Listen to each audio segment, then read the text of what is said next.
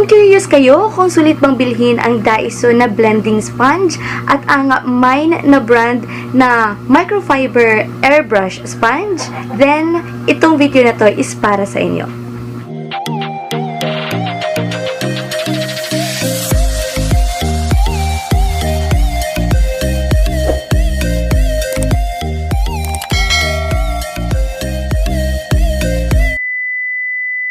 Itong dalawang sponges na to guys are all drugstore sponges. Makikita mo lang sa supermarkets at sa mga mega malls. At meron din ito sa Watsons. Ito is nasa Daiso. At ito namang Miine na blending sponge is makikita mo sa Watsons.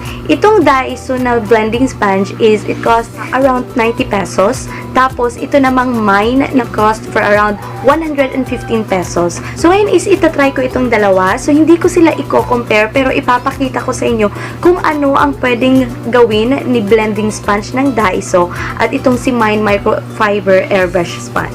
So natapos ko na ang aking skincare guys. Nag-moisturize na ako, nag-toner na ako at lahat-lahat na.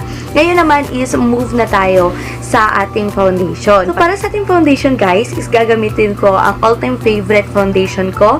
This is the L'Oreal Paris Infallible 24 Hours Fresh Wear Foundation. Ayan. By the way, I'm on the shade Golden Beige. Yung Daiso is ito yung gagamitin ko in this side, sa right side.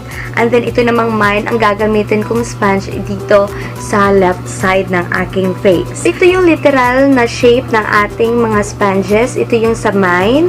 So ito yung kanyang shape. So far, smooth naman siya.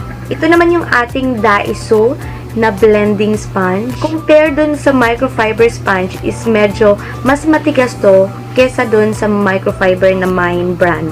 So, una kong i-apply is dito na part at ang gagamitin natin is itong sa Daiso. I-wet na muna natin siya using the Lux.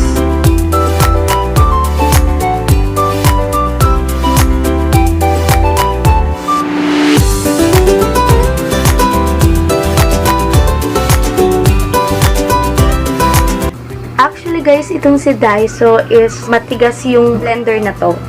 So, para kang sinusuntok. Matigas talaga siya guys. Literally na talagang nangangalay yung aking kamay sa pag-blend ng foundation.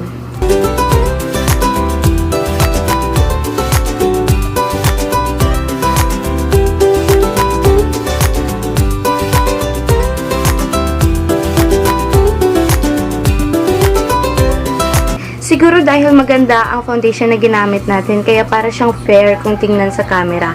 Pero yung application ng sponge alone is hindi ko nagustuhan kasi matigas siya.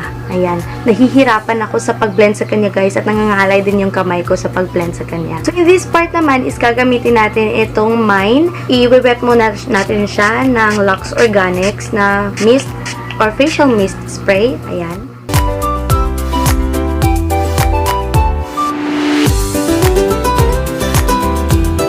So far is malambot siya guys. Yun nga lang is medyo bothering yung klase ng foam na gamit ng sponge na to, yung materials. Kasi medyo magaspang siya kapag i-apply sa face dahil sa materials na gamit ng sponge na to. Okay, so hindi naman nangangalay yung kamay ko unlike nun sa isa na yung Daiso sponge. Pero so far naman is okay lang din naman to kahit medyo bothering yung material. Yes, maglalagay tayo ng concealer at same application pa din. Yung dalawang sponge ang gagamitin natin for blending.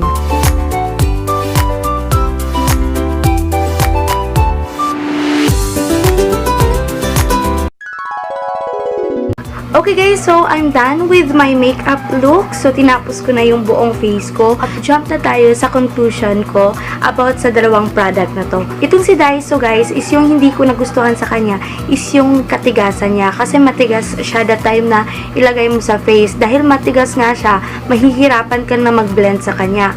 Yung kanyang presyo is pasok naman sa budget kasi it only cost for 90 pesos. At the same time, very accessible din siya. Makikita siya kahit saan. Yun nga lang, problema talaga is yung sa pag-blend sa kanya. Good thing is, yung ginamit kong foundation is maganda siya. Bali, hindi mo na kailangan na i-blend pa ng bonggang-bongga. Kaya naman, kahit na hindi ganun kaganda yung kanyang blending na ability ng sponge na to is nakakaya niya pa ding i-blend kahit papano yung aking face. So, yung may sasuggest ko lang guys, kapag bumili kayo nitong Daiso ni sponge, much better is if magagamit mo to siya sa mga foundation na hindi na masyadong kailangan ng blend.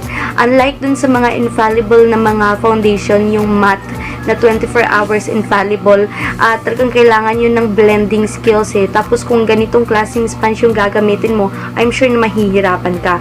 Pero kapag naman hindi ganon ka matte yung mga foundation na ginagamit mo, just like yung ginagamit ko ngayon, which is 24 hours fresh wear na foundation from L'Oreal, hindi siya kailangan ng blending na bonggang-bongga. Dito naman sa Miine na sponge guys, is okay din naman yung kanyang ability na makapag-blend ng foundation. As you can see, ayun nga lang, yung hindi ko lang din nagustuhan is yung medyo may magaspang siya, pero hindi siya mahirap i-blend kasi nabe-blend niya yung foundation ko at hindi ka din mahihirapan, unlike dun sa Daiso na talagang nangangala yung kamay ko sa pag-blend. Kasi kahit na mag-sponge siya at hindi siya ganun ka-smooth na blender, pero okay na okay pa din siyang gamitin during sa pag-blend ng foundation mo.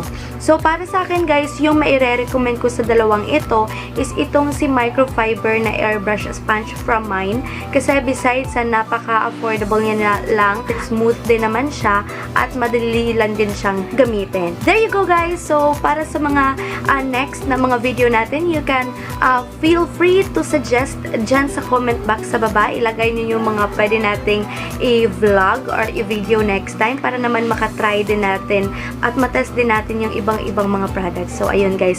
So, if you haven't yet subscribed to my channel, please do click the subscribe button na nasa baba and hit na din the bell notification na nasa baba for you to be notified every time I'll be uploading new videos. So, thank you so much guys for watching and see you all on my next one. Bye!